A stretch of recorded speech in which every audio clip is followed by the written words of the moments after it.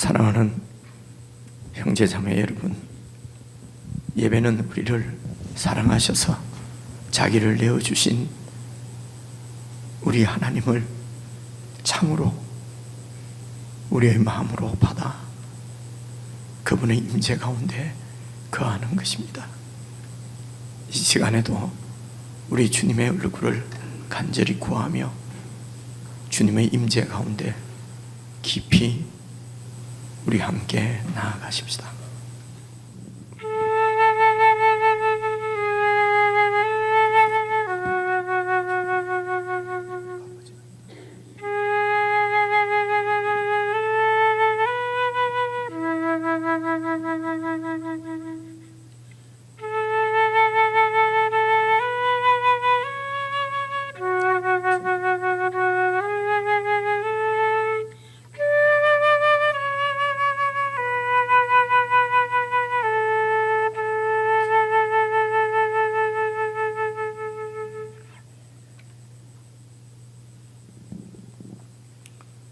찬송하리로다. 하나님 곧 우리 주 예수 그리스도의 아버지께서 그리스도 안에서 하늘에 속한 모든 신령한 복을 우리에게 주시되 곧 창세전에 그리스도 안에서 우리를 택하사 우리로 사랑 안에서 그 앞에 거룩하고 흠이 없게 하시려고 그 기쁘신 뜻대로 우리를 예정하사 예수 그리스도로 말미암아 자기의 아들들이 되게 하셨으니 이는 그가 사랑하시는 자 안에서 우리에게 거저 주시는 바 그의 은혜의 영광을 찬송하게 하려는 것이라. 우리는 그리스도 안에서 그의 은혜의 풍성함을 따라 그의 피로 말미암아 속량 곧 죄 사함을 받았느니라. 이는 그가 모든 지혜와 총명을 우리에게 넘치게 하사 그 뜻의 비밀을 우리에게 알리신 것이요 하늘에 있는 것이나 땅에 있는 것이 다 그리스도 안에서 통일되게 하려 하심이라. 모든 일을 그의 뜻의 결정대로 일하시는 이의 계획을 따라 우리가 예정을 입어 그 안에서 기업이 되었으니 이는 우리가 그리스도 안에서 전부터 바라던 그의 영광의 찬송이 되게 하려 하심이라. 아멘.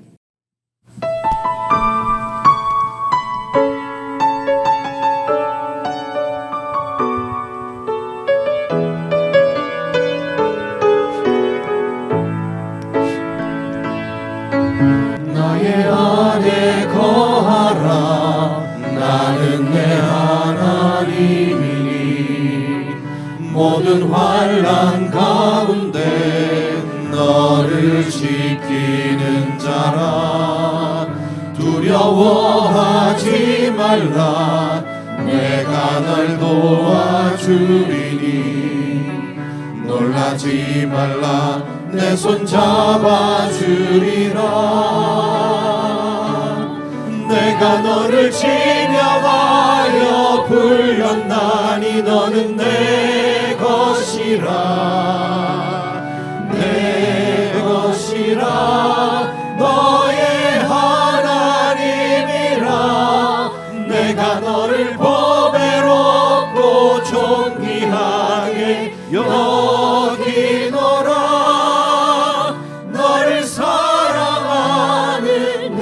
다시 한번 고백합니다. 나의 안에 거하라. 나의 안에 거하라. 나는 내 하나님이니 모든 환난 가운데 너를 지키는 자라. 두려워하지 말라. 내가 널 도와주리니 놀라지 말라. 내 손 잡아주리라. 내가 너를 지명하여 불렀나니 내가 너를 지명하여 불렀나니 너는 내 것이라. 내 것이라. 너의 하나님이라. 내가 너를 보배롭고 존귀하게 여기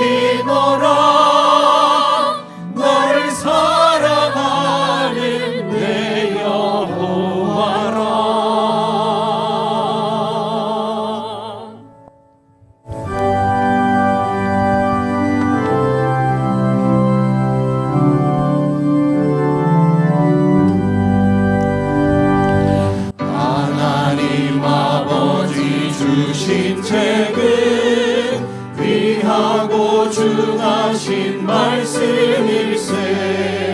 기쁘고 반가운 말씀 중에 날 사랑한단 말 참 좋도다.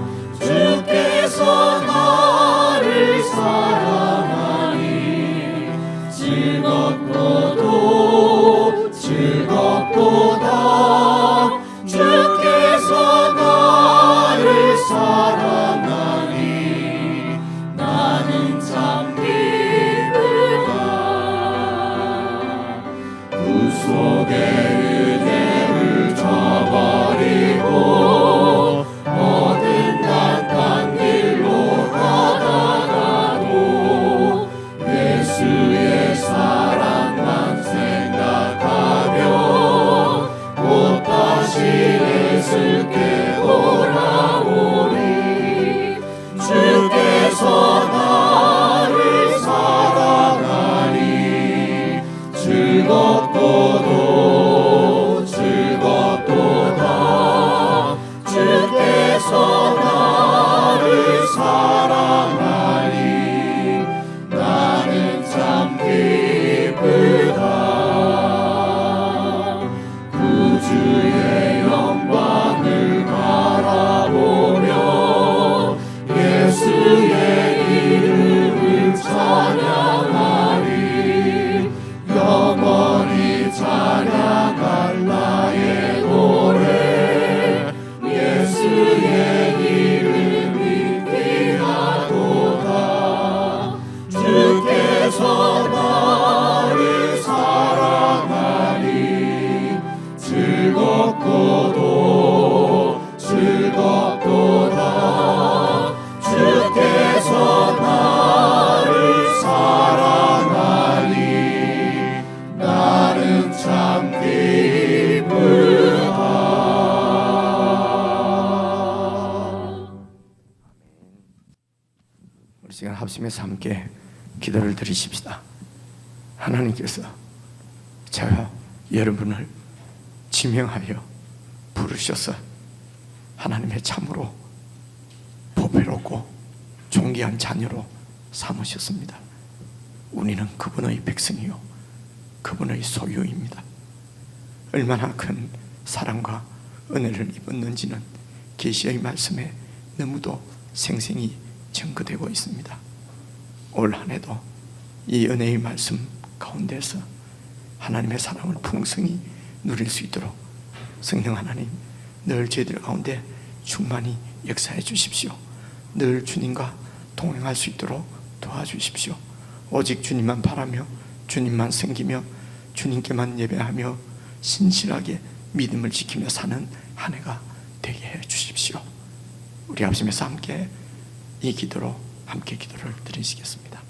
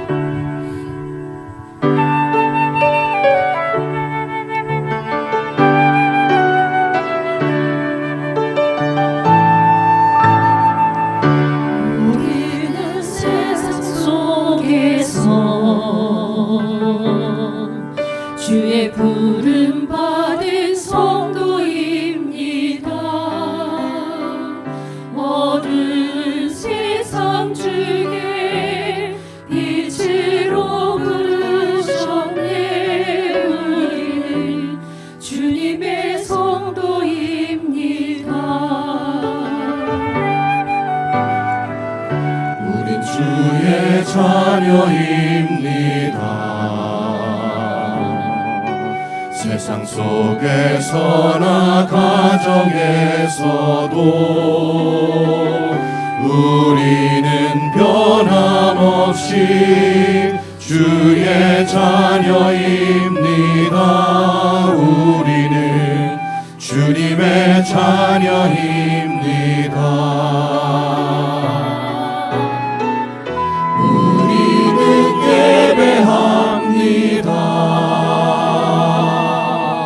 어떤 환경이나 상황 속에도 우리는 변함없이 주를 예배합니다. 우리는 주님만 예배합니다. 교회가 희망입니다. 어두운 세상 속의 희망입니다. 십자가 복음만이 세상을 살립니다. 교회가 이 땅의 희망입니다. 우리가 교회입니다. 함께 모일 때나 흩어질 때도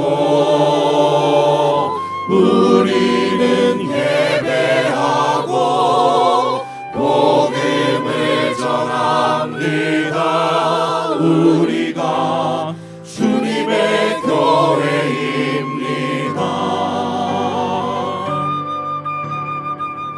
우리가 교회입니다.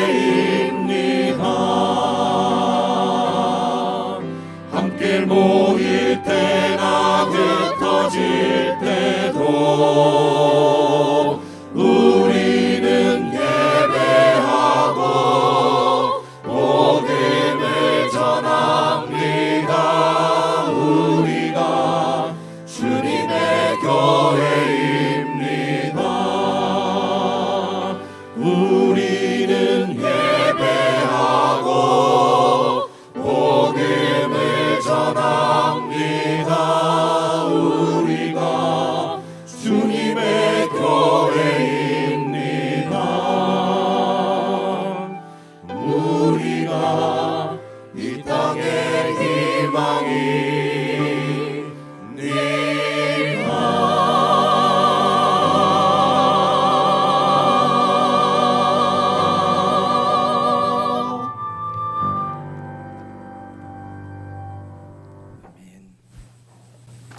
하나님 아버지, 저희들을 교회로 불러주시고 그리스도의 몸의 지체로 불러주셔서 감사를 드립니다.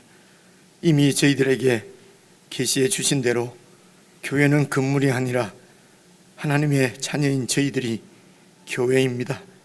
사랑하는 주의 백성들이 어디에서나 교회로 빛을 발하며 살아갈 수 있도록 성령 하나님, 올해도 저희들과 동행해 주시고 주의 백성들을 붙들어 주시고 인도해 주시기를 기도합니다.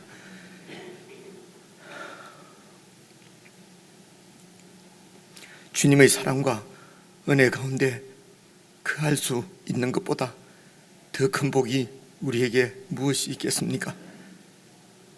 무엇이 부족한 듯이 세상을 쫓아 흐득거리며 살아가는 저희들 되지 않게 하시고 이미 우리에게 주신 하나님 나라의 복을 참으로 풍성히 충만히 누릴 수 있도록 저희들에게 하늘의 지혜를 더해 주시고 주님의 말씀으로 늘 저희들의 눈을 열어주시고 우리에게 이미 허락하신 복의 얼마나 영광스럽고 세상 그 어디에서도 찾을 수 없고 비교할 수 없는 크신 복인 것을 깨달아 알 수 있도록 은혜를 베풀어 주시옵소서.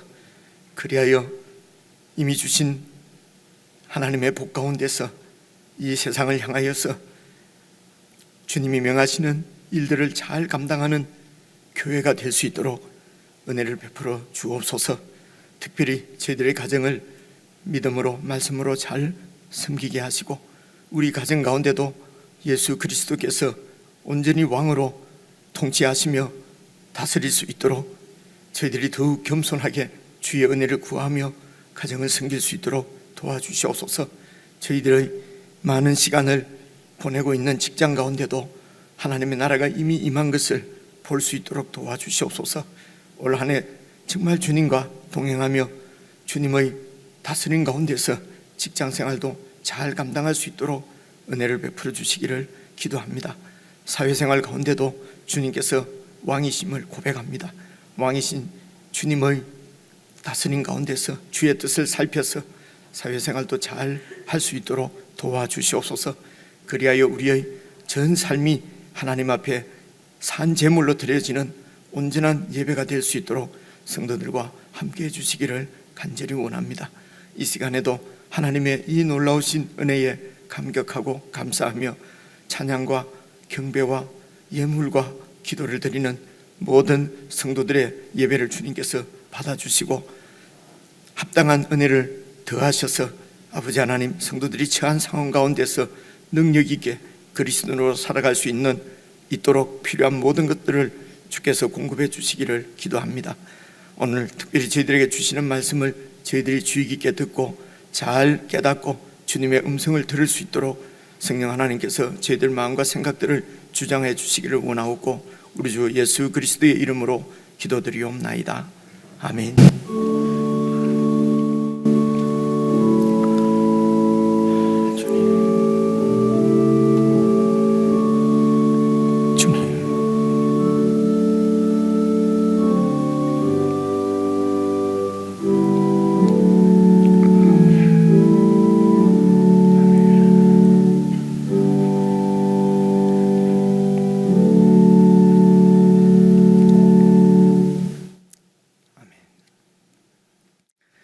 우리 하나님의 말씀은 요한계시록 7장 1절부터 4절까지 말씀입니다.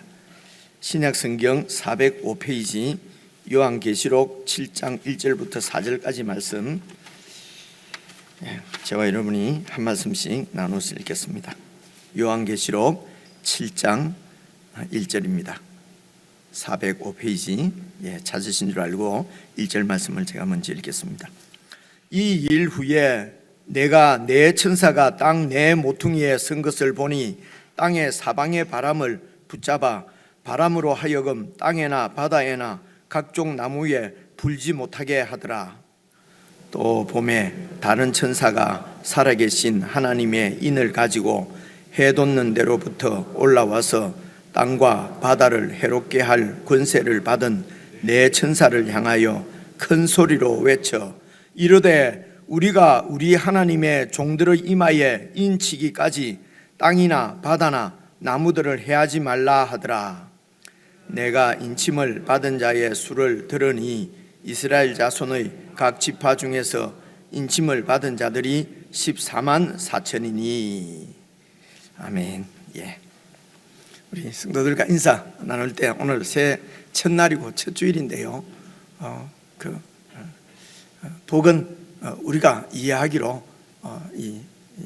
굳이 이렇게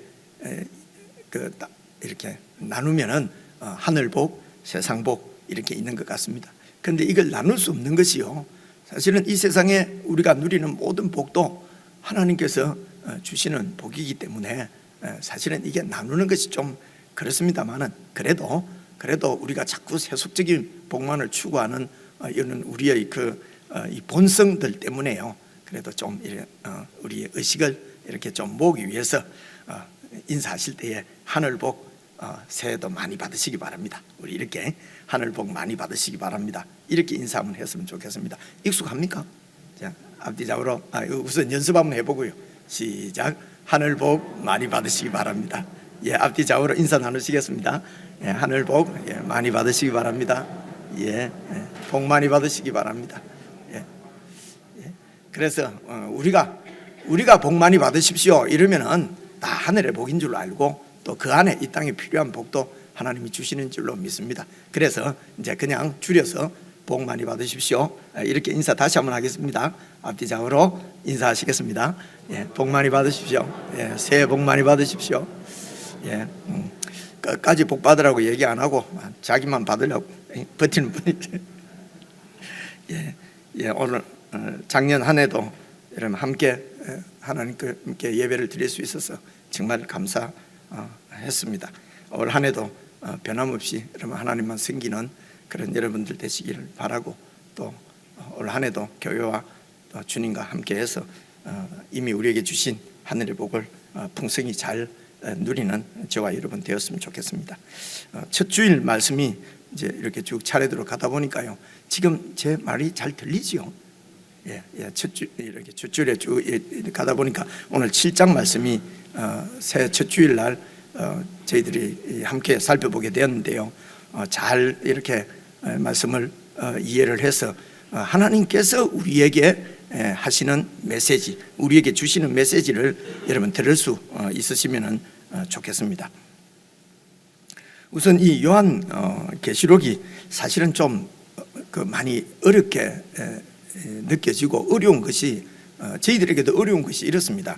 이 계시록 말씀을 쭉 이렇게 해석하는, 그냥 두세요. 예, 제가 그냥 혹시 안 들리는가 싶어서 그렇게 했는데, 예, 이 해석을 쭉 이렇게 하는데 하기 위한 그 신학적인 배경이, 이런 신학적인 배경이 사실은 좀 이렇게 여럿 있습니다. 그래서 이 해석을 하는데 어떤 신학적인 배경을 가지고 해석을 할 것인가에 따라서 조금 이렇게 사실은 해석이 달라지거든요. 그래서 이제 좀 혼돈스럽고 어렵습니다. 그래서 제가 여러분들에게 이 말씀을 이제 전할 때는 이런 신학적인 어떤 그런 그 배경, 이런 것들은 저도 뭐 그런 게 안 있겠습니까, 그죠? 할 수 있는 대로 이제 그런 것들을 다 내려놓고 정말 이제 성경이 무엇을 이렇게 말씀하시는지는 그 문맥을 따라서 이렇게 잘 읽어 보시면은 어느 정도 알 수가 있다고 생각을 합니다. 그래서 문맥을 따라서 읽는데 또 중요한 것은 그 글의 장르라고 얘기하죠. 문학 글 형태 말입니다. 형태가 어떤 형태를 가지고 있는지를 먼저 잘 아는 것이 중요합니다. 지금 이 성경은 하나님 나라의 이야기죠. 하늘 이야기를 이 땅에 살고 있는 우리에게 지금 들려주시는 것이거든요. 그러니까 하늘 이야기를 이 땅에 있는 우리가 들으려고, 우리에게 알려주시려고 하니까 이 땅에 있는 우리가 사용하는 그 문학이라고 하는 도구를 통해서 우리에게 지금 말씀을 하시는 것이거든요. 여기까지 이해가 오시죠, 그죠? 그래서 이제 이제 문학적인 이런 도구를 통해서 우리에게 말씀을 하신단 말입니다. 그래서 이제 우리가 이제 이런 이제 이 문학, 소위 말해서 어떤 글을 이해할 때는 이 글이 어떤 장르, 어떤 형태의 글인가, 예를 들면 이런 것입니다. 요즘으로 치면요, 뭐 웹소설인지 판타지 소설인지 뭐 이런 게 있지 않습니까? 이게 아니면은 뭐 요즘 옛날에는 없었지만은 요즘 뭐 그런 어떤 장르를 여러 나눌 수, 기본적으로는 그냥 무슨 시나 아니면은 그 편지글이나, 오늘 우리 성경에도 보면요, 역사글이나 과학적인 이런 글이나 이런 정도로 나눌 수 있는데, 요즘은 또 요즘 아이들은 이렇게 인터넷으로 하는 그런 어떤 그 글의 형태가 다를 수도 있고 뭐 그렇지 않겠습니까? 그래서 이제 이 성경이 속한 그 장르를 잘 살펴서 이 글의 형태가 어떤 것인지 알고, 그리고 이제 문맥을 따라서 쭉 해석을 하면은 거의 하나님께서 우리에게 알려주시고 들려주시려고 하는 것이기 때문에, 또 하나님께서 주신 지각을 가지고 잘 이렇게 알 수가 있어요. 알 수가 있다고 그렇게 저는 생각합니다.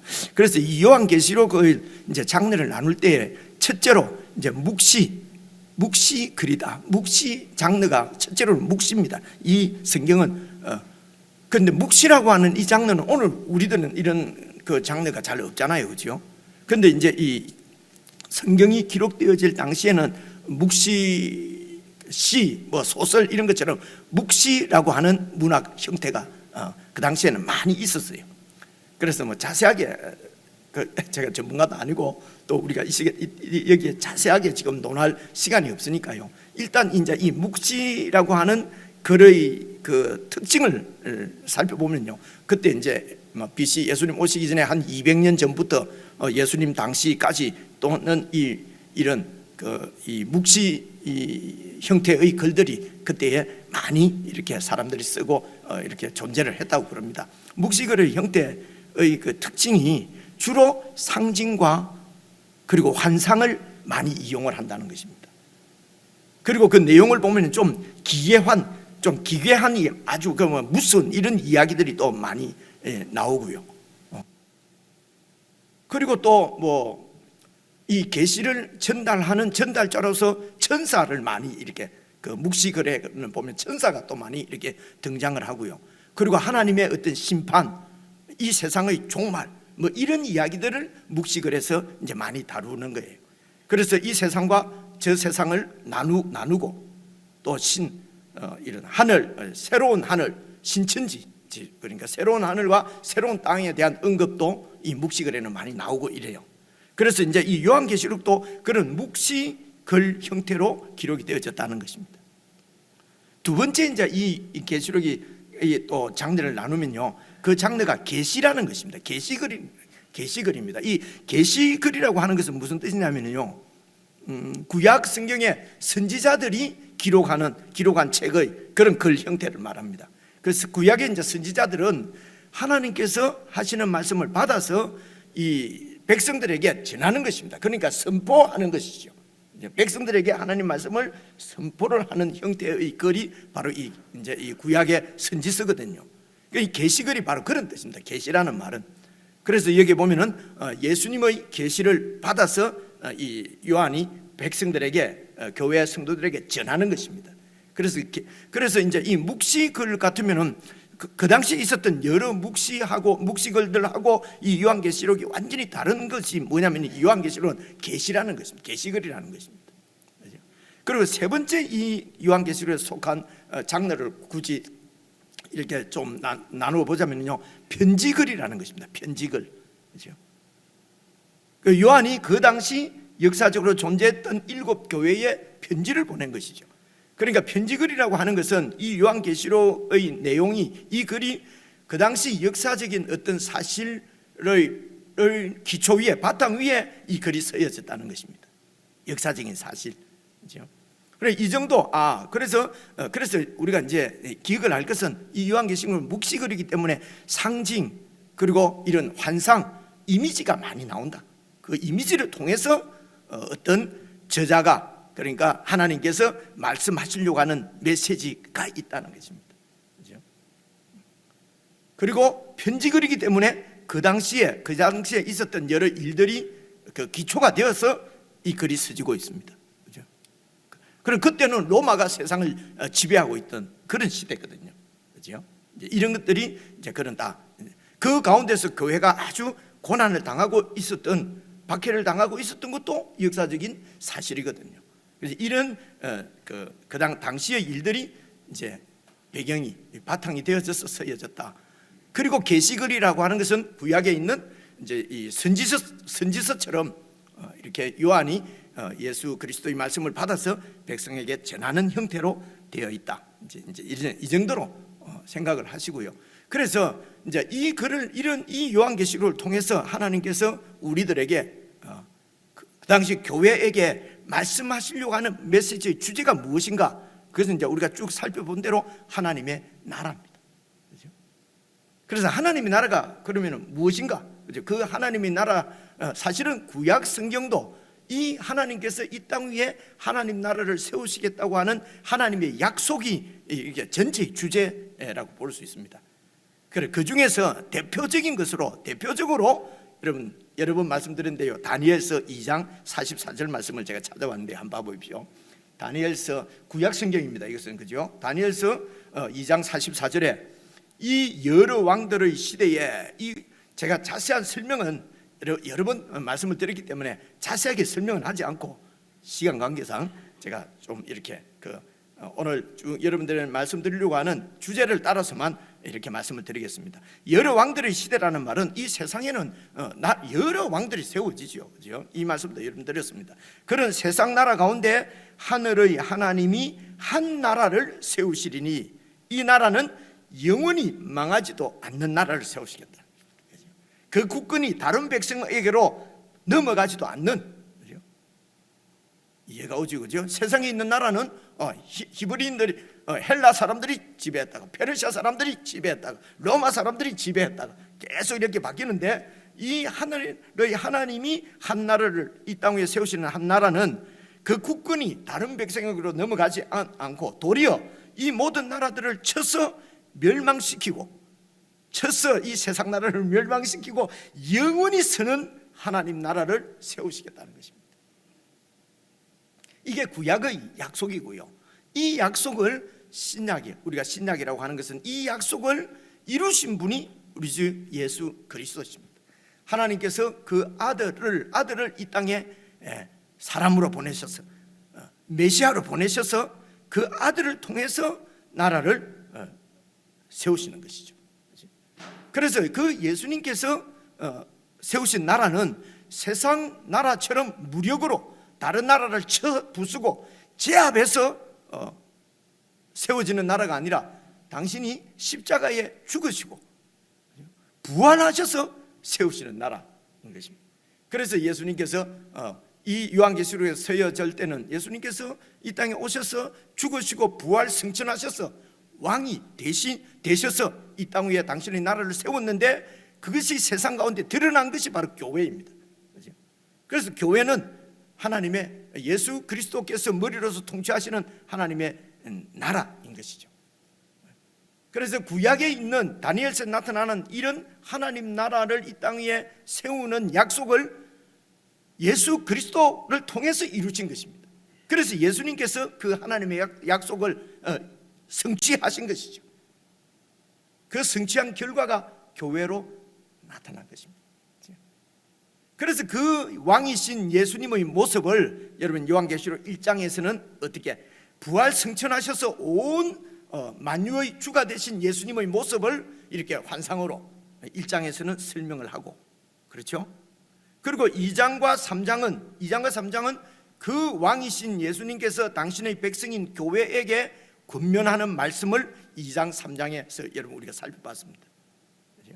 그래서 그 2장 3장에 왕이신 예수님께서 당신 백성들에게 말씀하시는 그 주제, 그 결론이 무엇입니까? 이겨야 된다는 것입니다. 그렇죠? 이기는 자에게 이 생명의 멸류관을 줄 것이다. 그렇죠? 이기는 자가 이 영생의 복을 누릴 것이다. 그래서 이겨야 한다는 것입니다. 그래서 이 이기는 것도 여러분 이게 이제 다 사고가 바뀌어야 되는 것입니다. 이기는 것도 쳐부숴서 경쟁에서 이겨서 짓밟고 내가 올라가는 이기는 것이 아니라 예수 그리스도가 우리의 왕이시고 이 세상에서 왕노릇하는 모든 세상의 왕들은 진짜 왕이 아니라는 것입니다.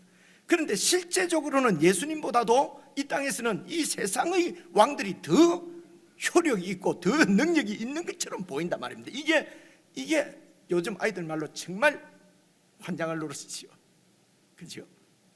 그래 이런 세상 가운데서 끝까지 예수 그리스도의 주 되시고 왕 되심을 지켜가는 것입니다. 그래서 세상 나라에 충성하지 않고 세상의 어떤 것에 충성하지 않고 내 시간과 노력을 들이지 않고 예수님께 충성하고 세상 나라에서 내 입지를 세우기 위해서 이렇게 세상과 똑같이 살아가는 것이 아니라 하나님 나라에만 충성하고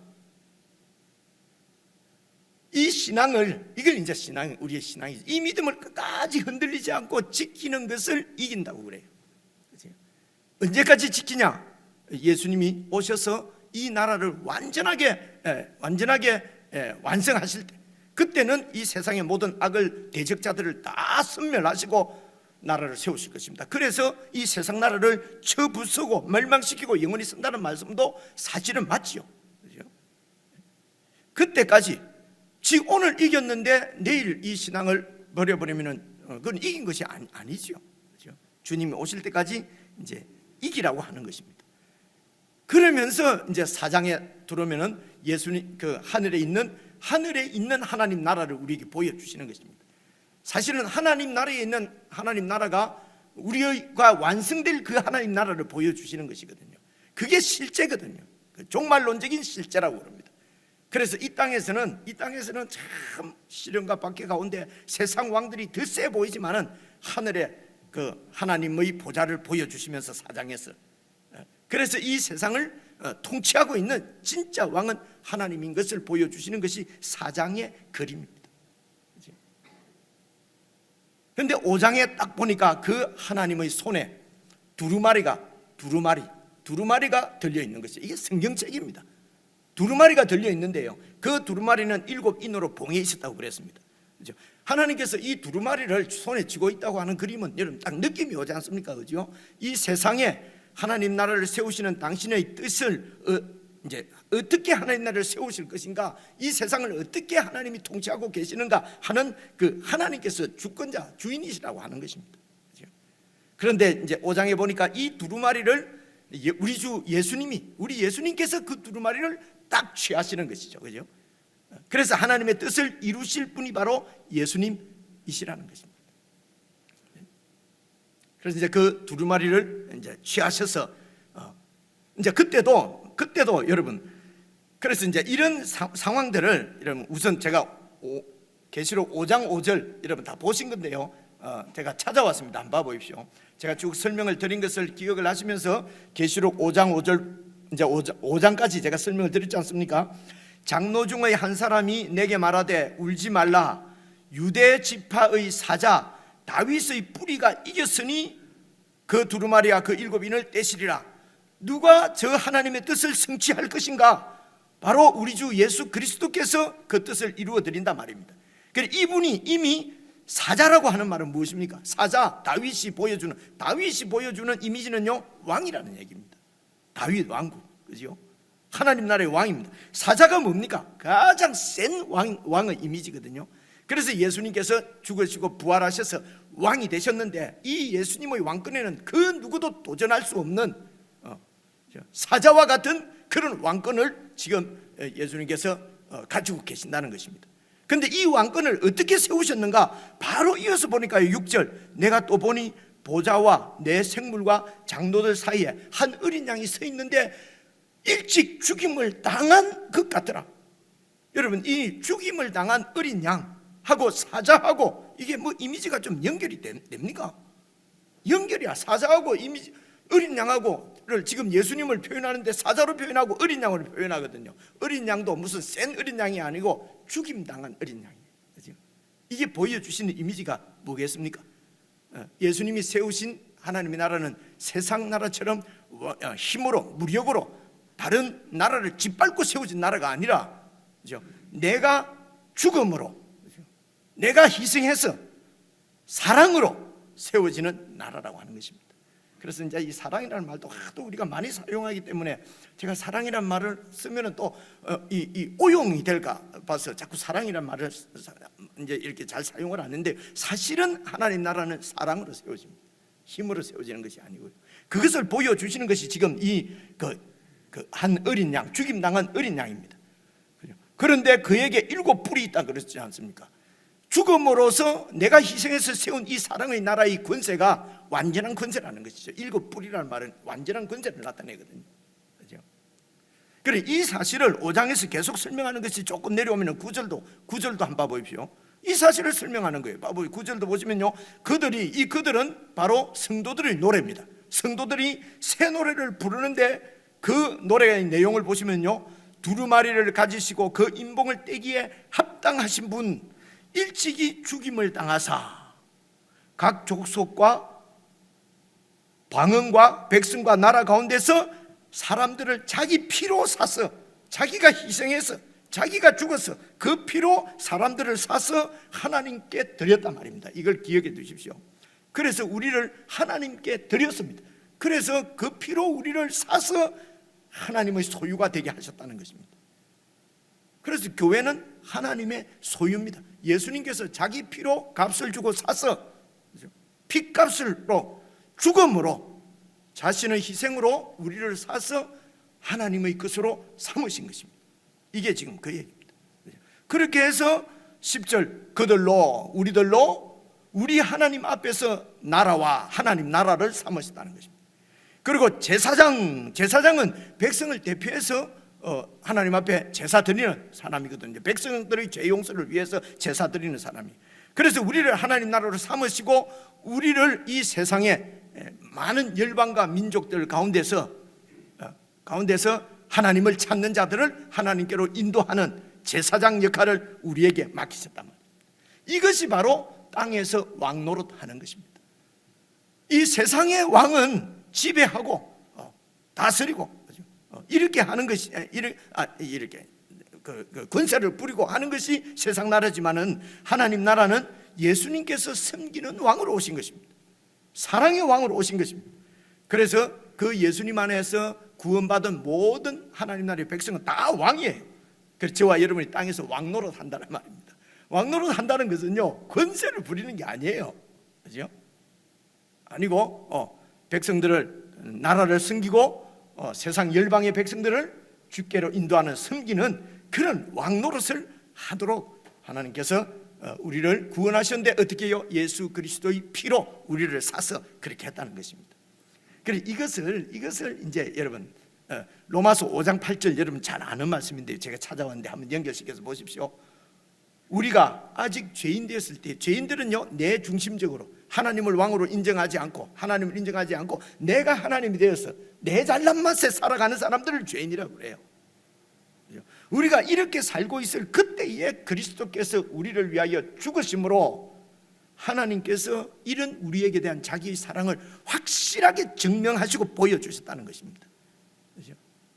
그래서 이 하나님의 사랑이 예수 그리스도를 통해서 이 땅에 나타나는데 그것이 바로 하나님의 나라입니다.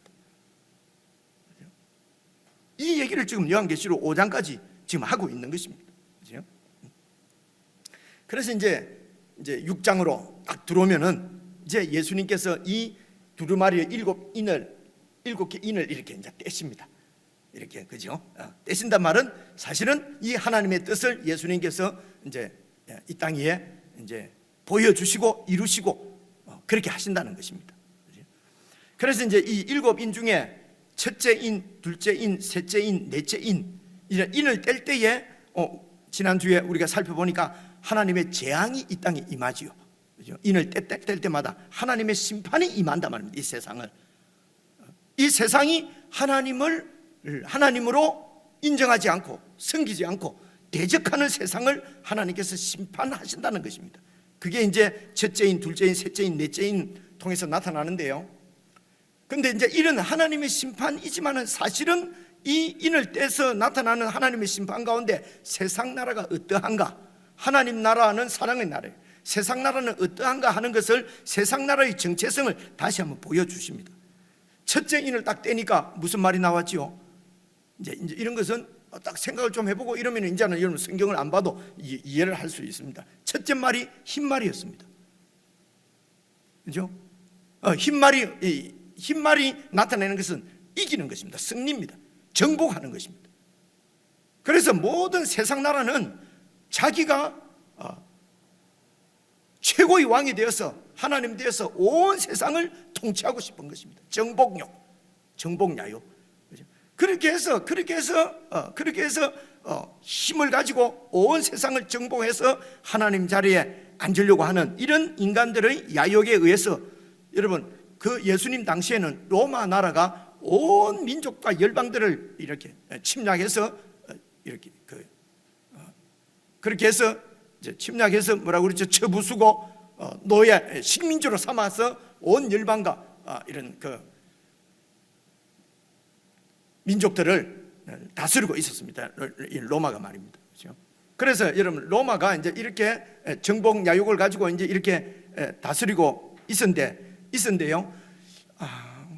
이 말씀도 여러분 조금 드리면 이해하기가 쉽겠습니다. 여러분 그 팍스 로마나 뭐 이런 얘기 들어보셨지 않습니까? 그죠? 혹시 못 들은 분은 그냥 막 이런 거 막 세상에서 말하는 좀 약간 유식해 보이죠. 이제 이런 얘기를 좀 알면은, 그죠? 이 팍스라는 말이 로마 사람들 말로 평화라는 말이거든요. 그래서 팍스 로마나 이러면 이제 로마의 평화입니다. 로마가 이 땅에 평화를 가져온다는 것입니다. 이게 이제 AD 한 80년부터 한 50년 이때 하여튼 1세기 그때부터 AD 한 180년 정도까지 한 1, 2세기 예수님 당시에 그리고 교회가 세워질 그때에 이제 그러니까 그 로마의 그 처음 황제가 아우구스투스 황제지 않습니까? 그래 이제 이 사람이 이제 전쟁 이제 나라를 세상을 아주 많이 지배했으니까 이제 더 이상 전쟁을 하지 않고 평화를 전쟁을 최대한으로 줄이고 로마의 평화로운 로마를 세우겠다는 것입니다.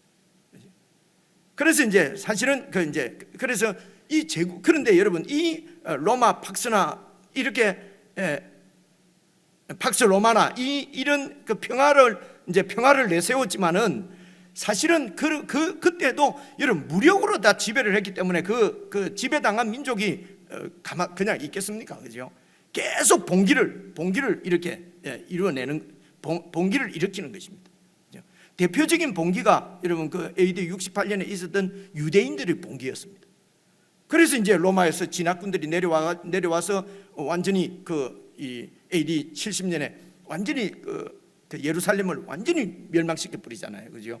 그때 그 당시 역사학자 중에 요세푸스라고 하는 사람이 있어요. 그 사람이 성경에 보면요, 그때에 죽은 사람이 유대인들이 110만 명 된답니다. 물론 조금 과장됐다고 얘기는 하는데요, 어쨌든 자료에는 110만 명이 죽었어요. 그래서 이런 정복 야욕 때문에 이어서 나타나는 것은 전쟁입니다. 그래서 둘째 인을 딱 떼니까 그 전쟁이 어떤 말이 나왔죠? 붉은 말이 나왔지 않습니까? 붉은 말이 나타나는 것은 전쟁이거든요. 아무리 로마가 평화를 주장을 해도 무력으로 세운 나라이기 때문에 평화가 갈 수가 없는 거예요. 그래서 여러분 그 팍스 로마나 이거는 이제 보통 이제 요즘 요즘 그 세상에서 그렇게 얘기해요. 거짓 평화라고 얘기합니다. 거짓 평화.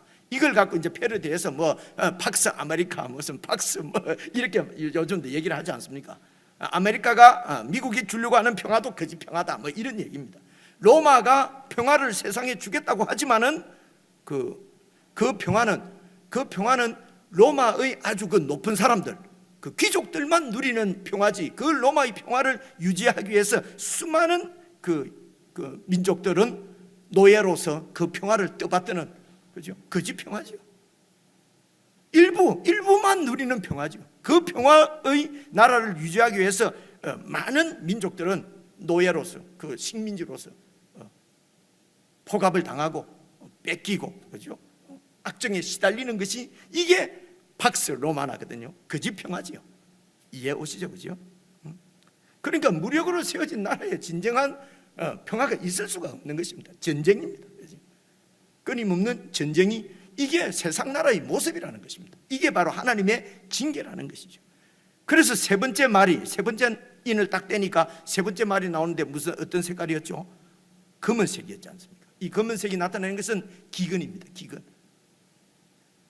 그리고 이제 네 번째 인을 딱 떼니까요, 네 번째 인을 따니까 청황색 말이 나왔다고 그랬어요. 청황색 말은 시체입니다. 죽음입니다. 결국은 이 세상 나라는 죽음으로 이렇게 귀결하게 되는 것이죠. 이런 세상 나라의 모습을 보여주시고 팍스 로마나 같은 이런 평화가 이렇게 있는 듯하지만은 그 제국이 주는 평화는 거짓 평화다. 이런 이 로마의 이런 제국의 통치 가운데서 이것이 거짓이라고 얘기하면은 제국의 이런 핍박을 받지 않겠습니까? 그래서 팍스 로마나가 아니라 팍스 지저스 크라이스트라고 외치는 사람들, 주장하면서 사는 사람들이 그리스도인들이었어요. 그렇죠? 그래서 이런 그리스도인들은 그런 그 로마 제국의 그런 팍스 평화 가운데서 그 질서에 이렇게 질서의 다스림을 통치를 받지 않고 사랑으로 세우신 나라, 십자가 길을 가신 예수 그리스도를 주로 모시고 그분의 통치 가운데서 살아가는 이 그리스도인들은, 성도들은 세상 가운데서는, 제국의 통치 가운데서는 박해와 시련, 고난을 받을 수밖에 없는 것이죠. 그래서 여러분 이제 다섯째 인을 딱 떼니까, 다섯째 인을 떼니까요, 우선 넷째 인부터 떼는 거 한번 보겠습니다. 6장 7절 8절 보십시오. 넷째 인을 떼실 때에 내가 넷째 생물의 음성을 들으니 말하되 오라 하기로 내가 보니 봄에 청황색 말이 나오는데, 청황색 시체 색깔이죠. 푸르무리한 이렇게 딱 이해를 하시나 말입니다. 그죠? 그래서 나오는데 그 탄자의 이름은 사망이니 음부가 그들을 따르더라. 그들이 땅 4분의 1 권세를 얻어서 금과 전쟁과 흉령과 사망과 땅의 짐승들, 이런 이 땅에 하나님 없이 자기가 하나님 되려고 하는 제국의 이런 통치자들을 통해서 죽임을 당하더라는 것입니다. 그래서 이 4분의 1이라고 하는 말은 아직도 이런 하나님의 심판이, 이런 재앙이 제한적이라는 것입니다. 전 우주적으로 임하는 것이 아니고 제한적입니다. 그래서 어느 곳에 가면은 뭐 별로 어렵지 않고, 지금도 보면은요, 지금도 제한적이죠. 하나님의 심판은 우리는 막 평안하잖아요, 그죠? 그런데 또 반대로 완전히 막 이렇게 아사 직전에서 기아에 시달리는 민족들도 있고 나라들도 있고 이렇단 말입니다. 그리고 이제 그 다음 절 6장 9절을 보니까 다섯째 인을 떼실 때에 내가 보니 하나님의 이 말씀과 그들이 가진 증거가 뭡니까? 예수 그리스도의 백성입니다. 예수 그리스도께서 우리의 왕이 복음입니다. 그들이 가진 하나님의 말씀과 그들이 가진 복음의 그들이 가진 복음의 증거로 말미암아 죽임을 당한 영혼들이 제단 아래 있다는 말은 하나님의 임재 가운데 있다는 것입니다. 죽임을 당했다는 말은 실제적으로 순교한 것으로 표현이 되어 있는데요, 이런 세상의 통치 가운데 믿음을 지키다가 어려움을 당하는, 고난당하는 성도들을 지금 이렇게 죽임을 당한 영혼이라고 표현을 하는 것입니다. 이런 게 다 상징적인 표현으로 보시는 게 좋겠죠, 그렇죠? 그래서 이런 죽임을 당한 영혼들이 하나님 그 보좌 앞에 있더라는 것입니다. 이 세상에서 손해보고 죽임당하고 그러면은 이 세상에서는 진 것이 않습니까, 그죠? 그런데 진 것이 아니라 하나님의 보좌 앞에 있다는 것입니다. 승리한 것입니다. 그죠? 죽더라도, 죽음에도 내 신앙을, 이 예수 그리스도의 왕 되심을 포기하지 않고, 그죠? 배반하지 않고 그렇게 선 사람들, 신앙을 지킨 사람들, 그들이 가진 증거로, 하나님의 말씀과 그들이 가진 증거로 말미암아 죽임을 당한 영혼들이 제단 아래에 있어서, 그 다음 10절 보십시오. 10절을 보시면요, 큰 소리로 불러 이르되 거룩하고 참되신 대주제여. 그 당시에 로마 황제를 대주제, 이 단어가 똑같아요. 대주제라고 다 불렀거든요. 근데 이들은 뭡니까?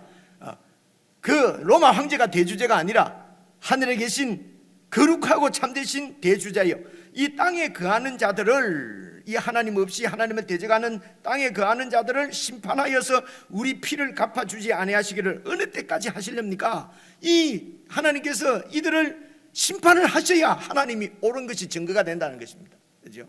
안 그러면 저들이 옳은 거 아닙니까? 이제 이렇게 기도를 하니까 11절 각각 그들에게 흰 두루마기를 주시며 이르시되 아직 잠시 동안 기다리라. 쉬고 기다리라. 그들의 동무 종들과 형제들도 자기들처럼 죽임을 당하고 고난을 당하고 어려움을 당하고, 그래서 그 수가 차기까지 기다리라. 그러니까 이 교회가, 하나님 나라가 완성될 때까지, 하나님께서 계획하신 만큼 세워질 때까지, 완성될 때까지 기다려라, 그죠? 라고 하더라. 그리고 그 다음 말씀, 내가 보니, 이제 여섯째 인을 뗍니다. 이제 다섯째 인은 그러니까 무엇입니까? 바로 이런 자기가 하나님 말씀과 가진 하나님 나라 복음의 증거 때문에 순교당한 죽은 영혼들이 하나님 앞에 막 탄원하고 하나님은 기다려라 라고 하는 말씀이 다섯째 인을 떼니까 딱 보여주시더라는 것입니다. 이해가 오죠, 그죠? 그러니까 여섯째 인을 딱 떼니까요, 어떻게 돼요?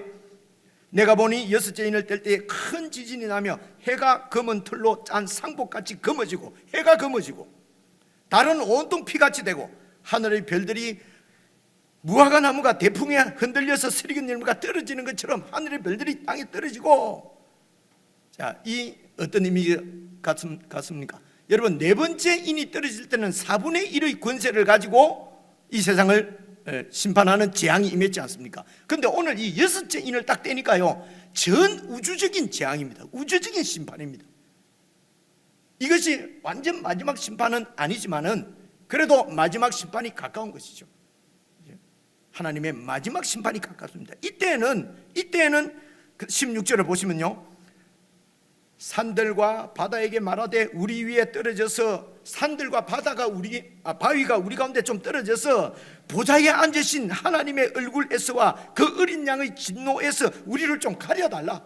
좀 가려달라. 너무 두렵고 무섭고 하나님의 마지막 최후의 심판이 임할 때가 있는 것입니다. 그들의 진노의 큰 날이 이르렀으니 누가 능히 서리요 하더라. 이 하나님의 심판을 피할 자가 아무도 없습니다. 너무도 두려운 날입니다. 마지막 심판의 날입니다. 그래서 첫째부터 네 번째까지 있는 이런 재앙은 주님 오실 때까지 우리 가운데 계속 있을 것입니다.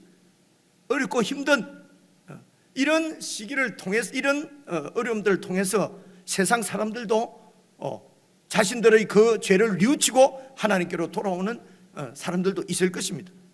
바로 하나님께서 기다리시는 사랑의 때지요. 그리고 교회도 그런 시련을 당하면서 교회는 심판받는 것이 아닙니다. 교회는 그런 시련과 박해와 고난 가운데서 그들의 믿음이 더욱 정금같이 야무러지는 것입니다. 야무러져요. 그래서 정말 아름다운 믿음으로 세워지는 과정이죠. 그런데 이 때가 영원하지는 않습니다. 하나님께서 계획하신 때, 그 수가 찰 때, 그 하나님의 나라가 하나님이 뜻하신 대로 완성되어질 그때에는 하나님께서 마지막 심판을 내리십니다. 이때는 이 심판을 피할 자가 아무도 없습니다. 이게 여섯째 인입니다. 여섯째 인. 그 다음에 이제 일곱째 인을 딱 떼지요. 일곱째 인을, 그래서 7장을 딱 보십시오. 7장. 이 일 후에, 7장 1절을 보셔야 합니다. 여러분, 이 일 후에, 그래서 이 일은 어떤 일이 일어나고 연이어서 일어나는 어떤 일들이, 사건이 일어나는 것이 아니라 이 지금까지 본 여섯째 인까지 떼는 것을 보았는데 이제 다른 또 그림을 보여주신다 이 말입니다. 그래서 이제 여섯째 인까지 떼었으니까 이제 이 일 후에 이 그림 다음에는 이제 무슨 그림이 나와야 되겠습니까? 일곱 번째 인을 뗄 때 어떤 현상이 나타나는가? 일곱 번째 인을 딱 떼야 됩니다. 그럼 7장 1절 잡으세요. 일곱 번째 인입니다. 이 일 후에 내가 보니 예수님이 일곱 번째 인을 떼더라 해야 되는데 그렇게 안 하고 내 천사가 땅 내 모퉁이에 서서 땅의 사방의 바람을 붙잡고 바람으로 하여금 땅이나 바다에나 각종 나무에 불지 못하도록 하더라. 여러분 보십시오. 4명의 천사가 내 귀퉁이에서 바람을 붙잡고 바람이 못 불도록, 여러분 이게 그 그림이 환상 그림이니까 이런 그림이 있지만은 이게 있을 수 있는 무슨 뜻인지 알겠습니까? 그렇죠? 이 바람이 이 땅에 있는 나무와 또 뭡니까? 바다나 각종 나무에 불지 못하도록 딱 붙잡고 있는 거예요. 그러니까 아마 이 바람이 이 땅에 임하는 하나님의 심판인 것 같아요. 그렇죠? 그 심판을 천사가 잡고 있는 거예요. 왜 4명일까요? 내가 이 세상 전체를 표현할 때 사를 표현해요. 그래서 사방 이러잖아요. 그죠? 우리도. 그죠? 그래서 내 천사가 내 기둥에서 바람을 잡고 있는 거예요. 그죠? 이런 그림을 보여주시는 거예요. 7번째 그림은 여러분 8장 한번 봐보죠. 8장 7번째 인은요. 8장을 보니까 7째 인을 떼실 때에 하늘이 반시간처럼 고요하더니 7번째 인은 7장에서 안 떼고 언제 뗍니까? 8장에서 떼는 것입니다. 그냥 기억에 그냥 들어두세요. 8장에서 떼요. 그러면 7장은 뭡니까? 그래서 보십시오. 6째 인과 7째 인 사이에 들어가 있는 막간이다 이렇게 얘기하는 것입니다. 막간. 여러분 연극 무대 할 때 막간이 있지 않습니까? 그리고 이렇게 가다가 사파 있지 않습니까? 중간에 들어온 사파입니다. 막간입니다. 7장은 막간이에요. 바로 7째 인으로 넘어가는 것이 아니고 그 중간에 막간이 있어요. 이러면 이것이 무엇을 의미하겠습니까? 그죠? 그래서 막간에서 하는 얘기는 하나님께서 이 네 천사를 보여주신데 네 천사가 이 하나님의 심판의 바람을 붙잡고 있다는 것입니다. 그죠? 이 땅에 임하는 심판도 다 하나님의 통제 가운데 있다는 것입니다. 그죠? 하나님이 허락하지 않으면 이 땅에 그런 재앙이 임하지 않습니다. 그러므로 여러분 재앙을 두려워하지 마십시오. 그죠? 하나님께서 이제 붙잡고 있습니다. 그리고 2절 봐보십시오. 또 봄에 다른 천사가 살아계신 하나님의 인을 가지고 해 돋는 저쪽에서부터 올라와서 땅과 바다를 해롭게 할 권세를 받은 네 천사, 땅과 바다를 이렇게 해롭게 하는 네 천사 권세는 뭡니까? 이 바람이지 않습니까? 바람을 지금 쥐고 있는 거예요. 그죠? 그래서 이 땅과 바다를 해롭게 할 권세를 가지고 있는 네 천사를 향해서 저쪽에서 또 동쪽에서 어떤 천사가 하나 또 다 올라오는데 하나님의 도장을 가지고 있다면 도장을. 여러분 이게 그래서 하나님이 도장을 우리한테 머리에 막 찍습니까? 이게 그림이란 말입니다. 그죠? 도장을 가지고 있는 천사가 해돋는 데로부터 올라와서 땅과 바다를 해롭게 할 권세를 받은 네 천사를 향하여 큰 소리로 외쳐 3절은 같이 한번 읽어봅시다. 시작. 이르되 우리가 우리 하나님의 종들의 이마에 인치기까지 땅이나 바다나 나무들을 해하지 말라 하더라. 여러분 그림이 보이십니까? 어렵습니까? 너무 쉽지 않아요? 그죠? 천사가 인을 가지고 그래서 도장을 찍는다는 건 무엇입니까? 내 소유라는 것입니다. 이제 부동산 계약할 때 도장 딱 찍으면 이제 이 집 내 거잖아요. 그죠? 인을 친다는 말은 내 소유. 그래서 내가 지킨다는 것입니다. 내가 지키는 것이 보호하는 것이. 그래서 여러분 인 이러면요 소유와 보호, 지킴. 그래서 하나님께서 예수 믿는 우리에게 인을 치시는데요 성령의 인을 치시는 것입니다. 성령을 보내시는 것입니다. 그래서 인을 받았다는 것은 성령을 받은 사람입니다. 성령을 받았다는 것은 하나님의 은혜로 구원받은 사람입니다. 예수 그리스도를 나의 왕으로 영접하는 순간 하나님께서 그의 영을 우리에게 보내서 인을 치십니다. 그렇죠? 자기 소유로 삼으신다. 우리가 알고 있는 똑같은 얘기입니다. 자기 소유로 삼으시고 자기가 인친 자기의 소유, 자기의 보배롭고 존귀한 자기 백성들은 하나님께서 지키십니다. 보호하십니다. 그죠? 뭘 지켜주십니까? 그죠? 우리의 믿음을 지켜주신다는 것입니다. 그죠? 죽기까지도 이 믿음을 배반하지 않도록 우리를 지켜주신다는 것입니다. 손해 안 보도록 죽도록 이기도록 붙여준다. 남을 이렇게 이기도록 지켜주신다는 게 아니고요. 어떤 상황 가운데서도 죽음에 이르러서도 이 믿음을 지킬 수 있도록. 저는 제일 걱정이 이렇게 설교해놓고 죽을 때 돼가지고 또 안 죽으려고 막 내가 이런 얘기 한두 번 했잖아요, 그죠? 염려할 필요가 없는 것입니다. 이 믿음도 하나님께서 당신의 소유된 백성들은 하나님께서 지켜주시는 것입니다. 이것이 인치는 것입니다. 그래서 내가 인을 다 칠 때까지 기다리라 이 말은 앞에 나온 말씀하고 똑같은 얘기입니다. 그 수가 차기까지 기다려라. 그죠? 수가 차기까지 첫 번째부터 네 번째까지의 이런 재앙들은 임합니다. 어려움은 임합니다. 그러나 여섯 번째 인, 일곱 번째 인을 떼서 일곱 번째 인을 가면 이제 완전히 또 이렇게 이제 마지막 심판일 수 있지 않아요, 그죠? 가기까지 중간에 이제 보여주시는 막간의 그림은 무엇입니까? 그래서 그 하나님의 인을 다 칠 때까지, 그렇게 해서 하나님 나라가 완성될 때까지, 그때까지 최후의 심판은 하나님께서 내 천사가 붙잡고 있는 것입니다. 하나님께서 보류하고 계시는 것입니다. 그래서 4절 보시면요, 내가 인침을 받은 자의 수를 들으니 이스라엘 자손의 각 지파 중에서 인침을 받은 자들이 14만 4천이니, 여러분 이 14만 4천도 여러 가지 이런 입장에 의해서 해석이 있습니다. 근데 제가 쭉까지 설명을 드린 대로 봐보십시오. 여러분 이제 이 요한계시록 21장에 가면은 이 하나님 나라가 완성된 새 거룩한 성 예루살렘이 하늘에서부터 내려오거든요. 그 거룩한 성이 바로 교회가 하나님 나라가 완성된 것을 보여주는 것입니다. 나중에 우리가 쭉 살펴볼 텐데요. 거기에 보면은 12지파의 이름과 12사도의 이름이 기록이 되어 있어요. 12지파는 구약에 있는 모든 하나님의 백성이에요. 12사도는 신약에 있는 모든 그 하나님 나라를 대표하는 것입니다. 그래서 여러분 4장 5장에 나오는 24장로도 제가 12명이라고 했지 않습니까? 그죠? 그것이 바로 하나님의 교회 나라를 지금 상징하는 숫자예요. 그래서 12 곱하기 12 하면 144예요. 여기에 이제 1000명이라는 말은 이제는 그냥 12가 하나님 나라를 대표했는데, 그런데 이제 이 1000은 한 군단을 얘기하는 것입니다. 한 집단을 얘기하는 것이죠. 그죠? 그래서 14만 4천은 바로 하나님의 인침을 받은 완성된 교회의 하나님의 백성들의 그 숫자가 14만 4천, 요즘 14만 4천입니다. 요새 그 어디서 말하는데 14만 4천이 지금 넘어가지고요. 지금 막 이걸 어떻게 해야지?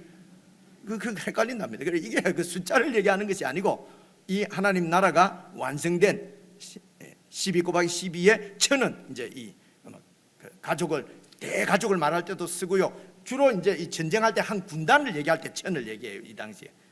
그리고 천이 완전 숫자입니다. 완전하게 하나님 나라가 세워진 바로 오늘 지금은 유니버설 철치죠. 불가시적인 완전한 영적인 교회를 얘기하는 것입니다. 영적인 교회. 그렇죠?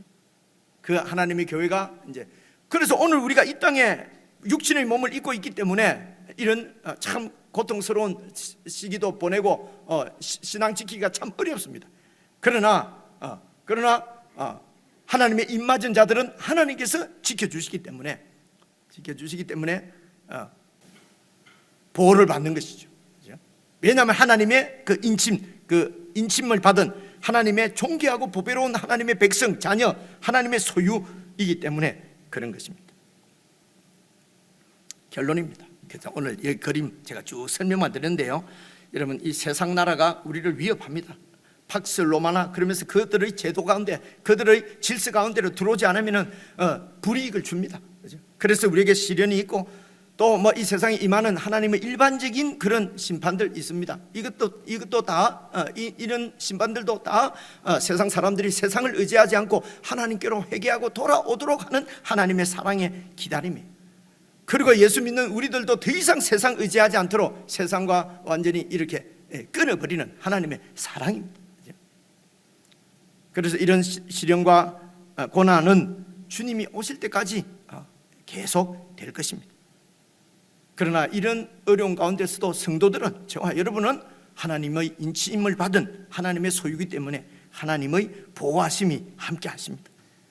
그래서 이 하나님의 보호 가운데 어려움을 잘 통과하게 되면 우리의 믿음이 더욱 정결해지고 깨끗해지고 고결해질 것입니다. 믿지 않는 자들은 그런 어려움 가운데서 혹 하나님께로 마음을 돌이키는 자들이, 회개하는 자들이 있을 것입니다. 그들을 도와줘야 될 사람들이 누굽니까? 바로 저와 여러분 우리들이죠. 새해도 이 하나님의 주권적인 이런 섭리를, 하나님 나라를 세우시고 완성하시는 이 하나님의 주권적인 섭리를 여러분 꼭 믿으시고 주님께만 충성하시고 주님만 섬기고 우리 주님께만 충성을 드리고 주님 나라에만 헌신하는, 그래서 정말 그의 나라와 의를 구하는 그런 하나님의 백성들로서의 그게 참 복이죠. 이런 복을 올 한 해 정말 풍성하게 누리시고 정말 주님의 통치 가운데 살아가는 삶의 행복이 여러분 이 어두운 세상 가운데 빛으로 비추어지는 그런 참 아름답고 영롱한 그리스도의 삶을 올 한 해 살아갈 수 있기를 주님의 이름으로 축복합니다. 기도하겠습니다. 하나님 아버지, 성령의 인을 치셔서 하나님의 소유임을 확증해 주시고 우리를 주님 오실 때까지 지키시고 보호하셔서 결국은 승리하는 자로 세우실 하나님을 찬양합니다. 사랑하는 주의 백성들이 이 사랑의 길, 십자가의 길을 먼저 가신 예수 그리스도를 표대로 삼아 세상의 어떤 유혹에도 세상 가치관에 흔들리지 아니하고 주님 가신 십자가의 길을 올곧게 우직하게 믿음으로 걸어가는 저희 모두가 될 수 있도록 은혜를 베풀어 주옵소서. 우리 주 예수님 이름으로 기도드리옵나이다. 아멘.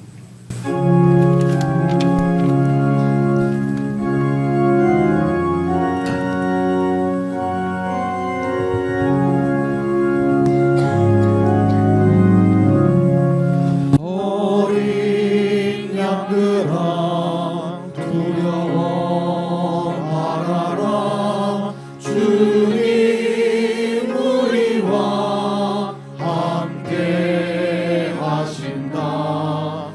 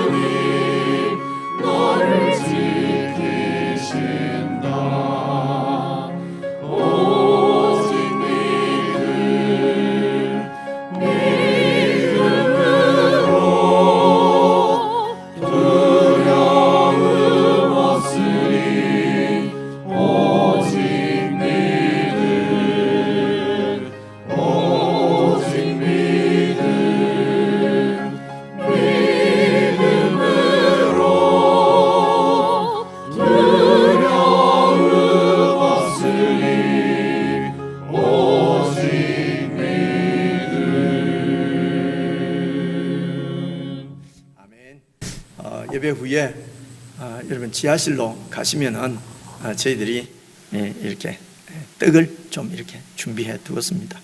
다 가셔서 여러분 스먹스먹 이래 하지 마시고요.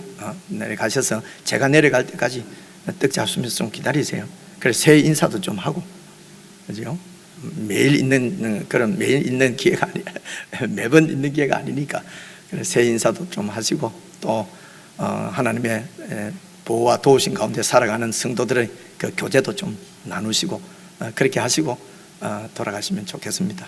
그리고 또 올해도 우리 자녀들을 이렇게 가르칠 말씀을 가르칠 그 교사 지체들 게시판에 제가 이렇게 기록해 두었습니다. 여러분 좀 살펴보시고 교사 지체들을 위해서도 기도해 주시면 좋겠습니다.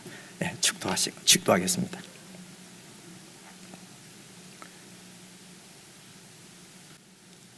우리들을 피로 사서 하나님의 존귀한 소유로 올려드린 우리 주 예수 그리스도의 은혜와 아들 예수님을 내어주시기까지 우리를 사랑하셔서 그리스도 안에서 구속하여 영원한 하나님의 자녀 삼아주신 우리 하나님 아버지의 그 크신 사랑과 우리 가운데 오셔서 영원토록 우리와 함께 하시면서 이 믿음 지켜갈 수 있도록 우리를 도우시는 성령 하나님의 교제교통 인도하심이 아무것도 두려워하지 말고 오직 믿음으로 살아 최후의 승리자가 되어 하나님과 영원한 영광을 누리기를 원하는 모든 주의 백성들에게 지금부터 영원붕토록 함께 하시기를 간절히 축원하옵나이다. 아멘.